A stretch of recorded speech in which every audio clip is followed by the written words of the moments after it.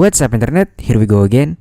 Kali ini kita akan membahas alur sebuah film yang berjudul The Little Hours. Film ini menceritakan tentang seorang pelayan yang berparas tampan dan dimanapun ia berada, ia selalu digandrungi para wanita.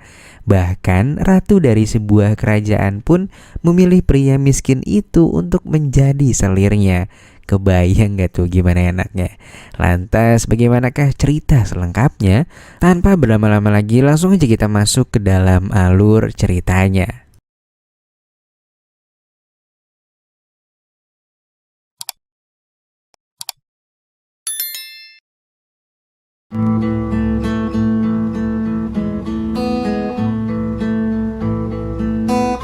Film dimulai dengan memperlihatkan seorang pendeta bernama Father Thomas yang tengah mengadakan ibadah bersama para biarawati di sebuah gereja. Keseharian yang terjadi di gereja ini sama seperti dengan apa yang terjadi di kehidupan sehari-hari. Biasanya mereka mengurus gereja, memasak, dan juga memiliki berbagai usaha untuk tetap dapat memiliki penghasilan. Lalu suatu hari datanglah seorang tukang kebun yang datang beberapa bulan sekali untuk mengurusi halaman di gereja itu.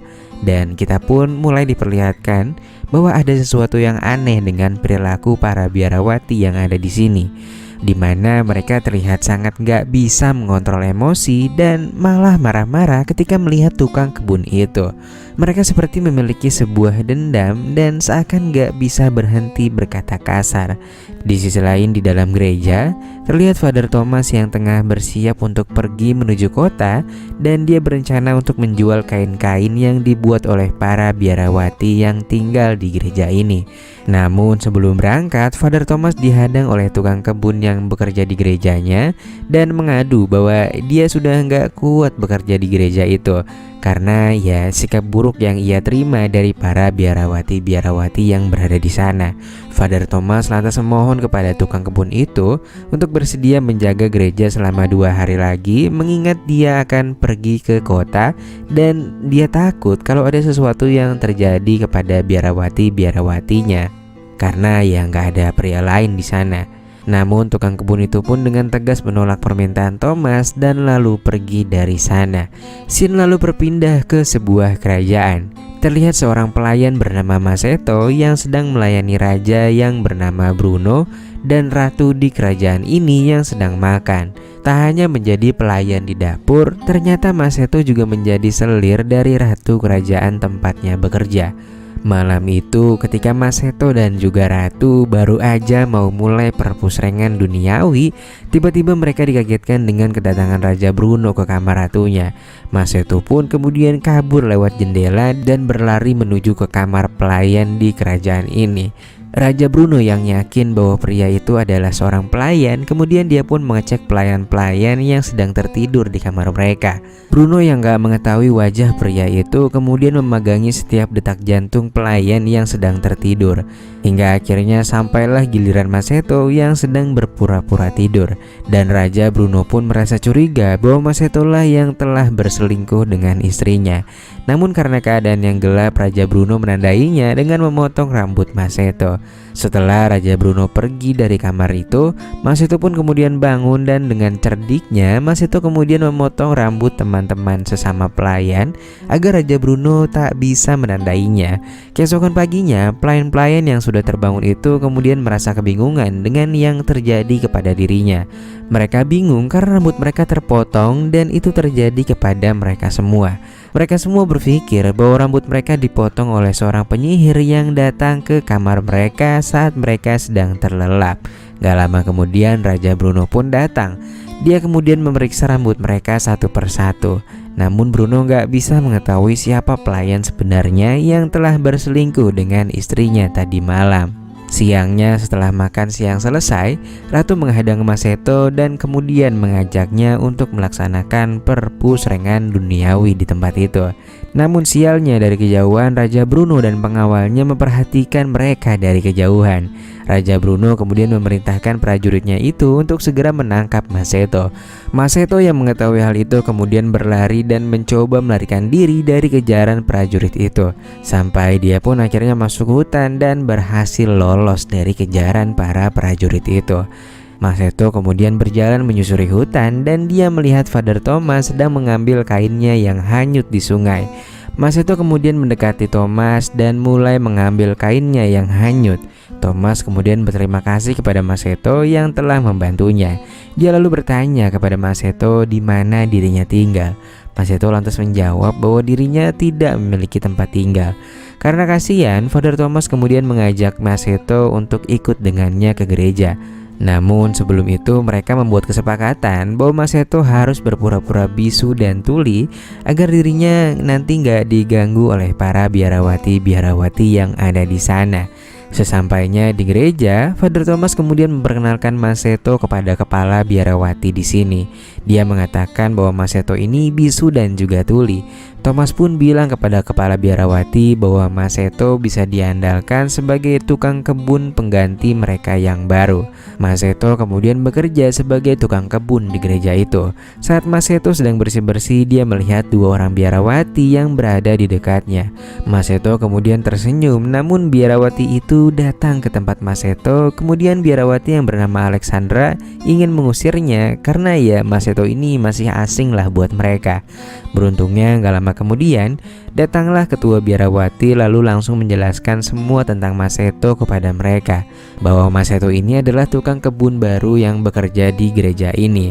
Ketika Mas Seto sedang beristirahat, tiba-tiba biarawati Fernanda datang meminta tolong kepada Mas Seto untuk diperbaiki alat jahitnya yang rusak. Mas Seto yang pura-pura bisu dan tuli hanya diam dan meminta alat jahit yang dibawa oleh biarawati itu untuk segera diperbaiki. Malam hari pun tiba. Terlihat Mas Seto sedang berbicara dengan Father Thomas dan berkata bahwa dia berterima kasih dan sangat bersyukur sudah bisa tinggal di gereja ini. Father Thomas kemudian memperingatkan kepada Mas Seto untuk berhati-hati kepada para biarawati di gerejanya karena mereka memiliki sifat emosional yang tidak bisa dikendalikan. Di sisi lain diperlihatkan bahwa para biarawati tengah berkumpul dan sedang meminum anggur yang mereka curi dari tempat Father Thomas. Ketika mereka sedang menikmati pesta anggur, tiba-tiba pintu kamar mereka diketuk oleh biarawati yang bernama Genova. Mereka kemudian mengajak Genova untuk ikut ke dalam pesta. Namun tawaran itu segera ditolak oleh Genova. Di tengah-tengah pesta, salah satu dari biarawati itu ternyata bukanlah seorang biarawati sungguhan. Dia adalah Martha yang merupakan teman dari Alexandra yang datang dari luar kota. Martha kemudian bertanya kepada Genova, apakah kau pernah disentuh oleh lelaki? Dan ternyata semua biarawati yang ada di sana belum pernah sekalipun disentuh oleh laki-laki manapun. Martha pun kemudian bercerita bahwa betapa nikmatnya ketika dirinya sedang disentuh oleh laki-laki.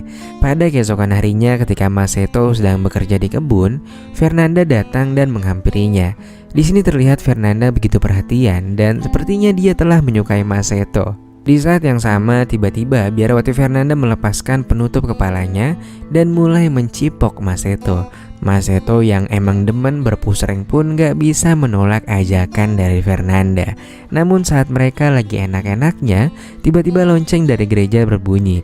Fernanda pun akhirnya langsung bergegas pergi meninggalkan Mas Seto yang lagi kentang-kentangnya. Di tempat lain, Martha dan Alexandra terlihat sedang membuat ramuan agar mereka terlihat cantik. Setelah itu mereka berdua menuju ke gudang di mana Mas Seto berada. Kemudian mereka pun memaksa Mas Seto untuk melakukan perpusrengan duniawi dengan mereka berdua. Namun ketika mereka lagi seru-serunya, kedua biarawati itu tiba-tiba menyudahi keseruan itu dan pergi meninggalkan Mas Seto yang sebentar lagi akan keluar. Beberapa saat kemudian Mas Seto pun menemui Fernanda di kamarnya ketika gereja sedang kedatangan tamu dari keuskupan. Fernanda pun langsung paham dan mereka segera melaksanakan perpusrengan duniawi. Tapi lagi-lagi ada aja yang gangguin nih cuy. Tiba-tiba muncul biarawati senior, namun kayaknya dia nggak ngeh nih kalau ada Mas Seto di sana. Hingga akhirnya Mas Seto pun kaget sendiri dan dia mengeluarkan kata-kata yang membuat Fernanda menjadi curiga. Mas Seto kemudian langsung cabut dari sana, namun lagi-lagi dia belum sempet ngeluarin kental manisnya. Beberapa saat kemudian Fernanda yang tadi mengetahui Mas Seto bisa berbicara, kemudian meminta penjelasan kepada Mas Seto apa yang sebenarnya telah terjadi. Mas Seto pun akhirnya bercerita pada Fernanda tentang perjanjiannya dengan Father Thomas. Lalu gak lama kemudian mereka mendengar suara langkah kaki. Dia pun langsung menyuruh Fernanda untuk segera bersembunyi. Lalu masuklah Geneva yang terlihat sangat aneh ke kamar Masetto. Geneva lalu memaksa Masetto untuk berpusreng dengannya. Namun setelah dijajal, Geneva malah berkata bahwa ia sepertinya lebih tertarik dengan sesama apem ketimbang dengan Masetto. Gak lama kemudian terdengar lagi suara langkah kaki yang menuju ke tempat mereka berada. Geneva lantas segera mencari tempat bersembunyi dan bertemu dengan Fernanda di dalam sana. Orang yang kali ini datang ternyata adalah Alexandra. Dia lalu meminta Masetto untuk ikut dengannya ke suatu tempat. Fernanda dan Geneva kemudian mengikuti Alexandra yang membawa Masetto pergi melewati hutan. Dan ternyata Alexandra membawa Masetto untuk dijadikan tawanan bersama dengan teman-temannya yang lain. Di sini Fernanda pun sama sekali nggak mengenali teman-teman Alexandra. Mereka seperti sedang melakukan ritual aneh di sana. Dan ternyata Alexandra adalah seorang penyihir yang mencoba mengorbankan Masetto dalam ritual mereka. Di sini secara gagah dan berani Geneva pun mendatangi ritual tersebut dan kemudian mengacaukannya. Keesokan paginya jati diri mereka semua pun akhirnya terungkap. Dan mereka harus mengakui kejahatan mereka satu persatu di hadapan Pastor Bishop.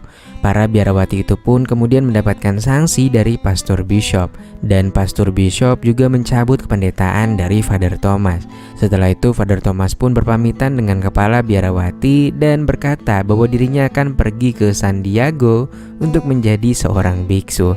Di sisi lain, ternyata Masetto telah ditangkap oleh prajurit dari Raja Bruno yang telah mengetahui keberadaan dari Masetto. Masetto pun akhirnya dimasukkan ke dalam sel bawah tanah dari kerajaan Bruno. Dan dia terlihat sangat pasrah ketika Raja Bruno mengatakan bahwa dia akan memberi sanksi seumur hidup padanya. Lantas di malam harinya, saat penjaga sedang tidak ada, datanglah Geneva, Fernanda, dan juga Alexandra untuk menyelamatkan Masetto dari sana. Namun di sini mereka memberikan syarat kepada Masetto untuk kembali ke gereja mereka dan tinggal di sana. Masetto kemudian mengiyakan permintaan itu, lalu mereka pergi dari sana dengan bahagia. Di sisi lain, Father Thomas terlihat menemui kepala biarawati di belakang gereja mereka. Dan ternyata mereka selama ini menjalin sebuah hubungan rahasia. Film pun ditutup dengan perpusrengan duniawi yang terjadi antara Father Thomas dan si kepala biarawati itu.